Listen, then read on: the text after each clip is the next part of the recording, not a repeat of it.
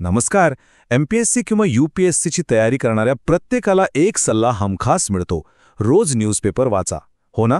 पण हा सल्ला ऐकायला जेवढा सोपा वाटतो, प्रत्यक्षात तेवढाच तो गोंधळात टाकणारा असतो. आज आपण याच मोठ्या प्रश्नाचं उत्तर शोधणार आहोत की हे नक्की करायचं तरी कसं? हो, हाच तो प्रश्न आहे जो बहुतेक सगळ्याच उमेदवारांना छळतो. रोज सकाळी पेपर तर हातात येतो, पण त्यातलं नेमकं काय वाचायचं, कोणती बातमी महत्त्वाची आणि कोणती नाही, आणि समजा वाचलं तर त्याच्या नोट्स काढायच्या कशा, ही अडचण खूपच कॉमन आहे. पण काळजी करू नका, योग्य पद्धत वापरली ना तर हे काम खूप सोपं होतं. तर खरं आव्हान हे नाहीये की कोणती बातमी वाचायची, तर खरी कसोटी आहे त्या बातमीचं आपल्या परीक्षेसाठीच्या ज्ञानात रूपांतर कसं करायचं यात. आणि हे समजून घेण्यासाठी आज आपण लोकसत्ता पेपरमधली निवडणूक आयोगावरची एक बातमी घेऊया, एक केस स्टडी म्हणून. चला तर बघूया हे तंत्र नेमकं काम कसं करतं.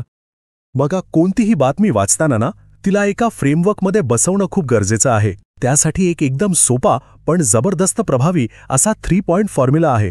याने होतं काय, आपला वेळ वाचतो आणि अभ्यास अगदी टू द पॉइंट होतो. ही पद्धत अगदी सोपी आहे. कोणतीही बातमी हातात घेतली की स्वतःला फक्त 3 प्रश्न विचारायचे. पहिला प्रश्न, नेमकं काय घडलंय, म्हणजे बातमी काय आहे. दुसरा, या घटनेची पार्श्वभूमी काय आहे, म्हणजे याचा स्टॅटिक किंवा घटनात्मक संदर्भ काय. आणि तिसरा, सगळ्यात महत्त्वाचा प्रश्न, या बातमीचा आपल्या अभ्यासक्रमाशी काय संबंध आहे, परीक्षेसाठी ही बातमी कशी उपयोगी पडेल. चला आता हा फॉर्म्युला आपण एका उदाहरणावर लावून बघूया. समजा पेपरमध्ये बातमी आली की मतदार यादीत काहीतरी गडबड झाली आहे आणि निवडणूक आयोगावर आरोप होत आहेत. तर आपला पहिला प्रश्न, काय घडलं, याचं उत्तर इथेच मिळालं. काय घडलंय, तर निवडणूक आयोगाच्या कामावर प्रश्नचिन्ह निर्माण झालंय. ही झाली घटना. आता येतो आपला दुसरा आणि खूप महत्त्वाचा प्रश्न, संदर्भ काय.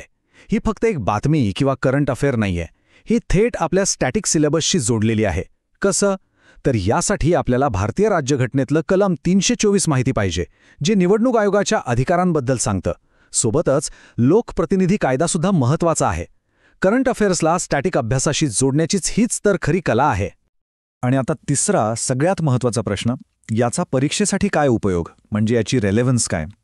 तर बघा, हा विषय GS पेपर 2 म्हणजे पॉलिटीसाठी तर डायरेक्ट महत्त्वाचा आहेच. पण एवढंच नाही, लोकशाही आणि घटनात्मक संस्था यावर निबंध आला तर हे उदाहरण देता येतं. इतकंच काय, एथिक्सच्या पेपरमध्ये प्रामाणिकपणा आणि पारदर्शकतेवर बोलतानाही केस स्टडी वापरता येते. म्हणजे बघा, एकच बातमी पण तिचे उपयोग किती वेगवेगळे आहेत. बरं, बातमी कशी वाचायची हे तर कळालं, पण अर्धयुद्ध तर इथेच जिंकलं. खरी लढाई तर पुढे आहे, ती म्हणजे या वाचलेल्या माहितीच्या एकदम प्रभावी नोट्स बनवण्याची. कारण परीक्षेच्या वेळेस अख्खा लेख नाही तर आपल्या शॉर्ट नोट्सच आपल्याला वाचवणार आहेत. चला तर बघूया या बातमीतून नोट्स कशा काढायच्या. त्या अख्ख्या लेखाचं सार आपल्याला अशा काही मुद्द्यांमध्ये काढता येतं. बघा, सगळ्यात आधी मुख्य मुद्दा काय आहे, तर निवडणूक आयोगाचा विश्वास आणि मतदार यादीची सुरक्षितता. मग त्याची घटनात्मक पार्श्वभूमी काय, तर कलम 324 आणि RPF. आयोगासमोर सध्याची आव्हानं कोणती, तर नियुक्ती प्रक्रिया, डिजिटल सुरक्षा. यात नागरिकांचे हक्क कोणते येतात, तर कलम 326 नुसार मतदानाचा हक्क. मग यावर उपाय किंवा सुधारणा काय सुचवता येतील, तर नियुक्तीमध्ये पारदर्शकता आणणे, डिजिटल ऑडिट करणे. आणि शेवटी याचा लोकशाहीवर काय परिणाम होतो, तर मतदारांचा विश्वास कमी होऊ शकतो. बघा, असं वर्गीकरण केलं की रिव्हिजन करायला किती सोपं जातं. ठीक आहे, नोट्स तर बनून तयार आहेत, पण या नोट्सचं करायचं काय, तर यांचा अंतिम उपयोग आहे मेन्स परीक्षेत एक जबरदस्त उत्तर लिहिणं.